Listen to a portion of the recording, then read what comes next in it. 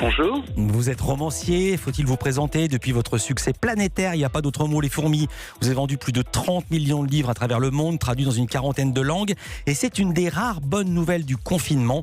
40 écrivains ont écrit 40 nouvelles du lendemain. Des nouvelles offertes chaque jour sur le site de Cultura, également sur la page Facebook du festival L'Île Noire, un festival de polar, L'Île L-I-S-L-E.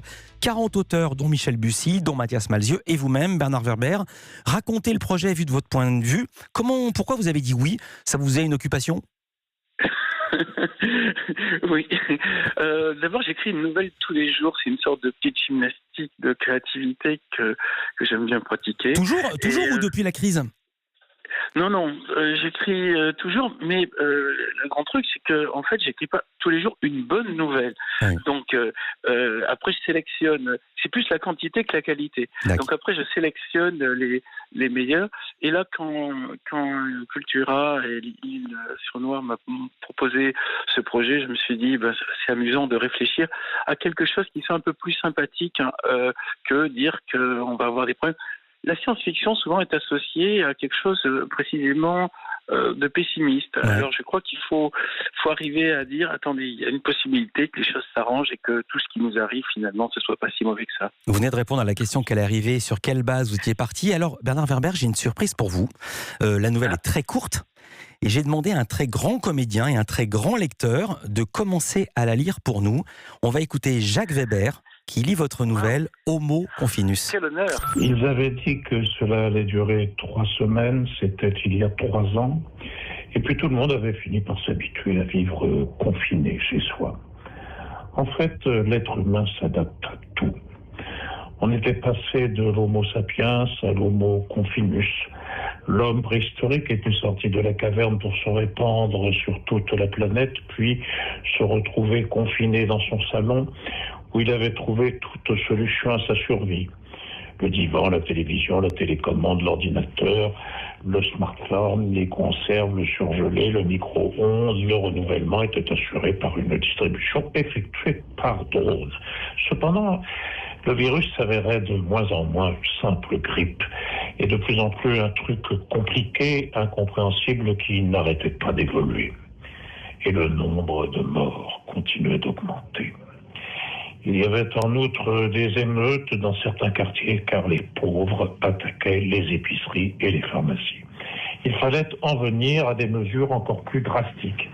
Alors le gouvernement décida de passer au stade suivant et ce fut le plan qu'il nomma le CRS pour confinement républicain sécurisé.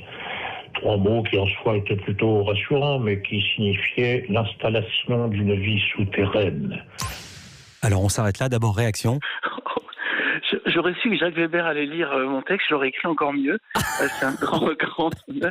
Surtout que souvent on m'a confondu avec lui. Je me rappelle une fois j'étais accueilli à un endroit, on m'a dit « Ah merde, on croyait que vous étiez Jacques Weber ». Ah oui, Weber, oui, il y a une consonance. Oui. Alors j'en viens au fond de votre nouvelle. Pourquoi avoir imaginé une vie souterraine humaine ? Est-ce que ça vient de votre indéfectible fascination pour les fourmis ? Peut-être. Aussi, ce qui s'est passé, c'est que j'ai vu à Montréal qu'on pouvait organiser toute une vie sous terre, notamment c'est pour lutter contre le froid, la neige et la glace, et qu'en fait, cette vie sous terre était supportable. Ouais. Et je me suis dit, peut-être que ce qu'on doit trouver comme solution par rapport à tous les problèmes, j'ai vu qu'il y a encore Tchernobyl aussi qui faisait des siennes. Ouais, c'était cette nuit, un incendie dans la forêt à côté. Voilà, donc entre Tchernobyl, entre l'air qui devient de plus en plus pollué, entre la chaleur, finalement, peut-être que la vie sous terre pourrait être une solution. Ça serait une manière, mais il faudrait organiser ça des cités entières. Il faudrait construire un système confortable. Et dans ce cas, l'homme vivrait sous l'épiderme de sa planète et pourrait vivre pas trop mal, tout en permettant en surface aux forêts de repousser, aux océans de devenir propres et à l'air de devenir aussi plus pur. Et comme vous aimez bien les calembours un peu foireux, vous appelez ça le top niveau, mais taupe comme une taupe, T-A-U-P-E, c'est dans votre texte. Je le rappelle, la nouvelle est à découvrir sur le site de Cultura, c'est évidemment gratuit, les auteurs ne sont pas rémunérés, mais il y a une cagnotte en ligne qui peut inviter le lecteur à donner pour la Fondation de France. Vous vivez comment votre confinement vous-même, Bernard Werber ? Alors, en fait, moi, le matin, normalement, je vais travailler au café et j'aime bien être seul au milieu de la foule. Donc là, je suis seul chez moi. C'est un peu plus compliqué, mais dès le moment où je ferme les yeux pour laisser venir les idées et puis après que je me mets à écrire, je bascule dans un monde de rêve. Donc ça change pas grand-chose pour mes matinées. C'est plutôt les après-midi où j'aimais bien me promener en forêt.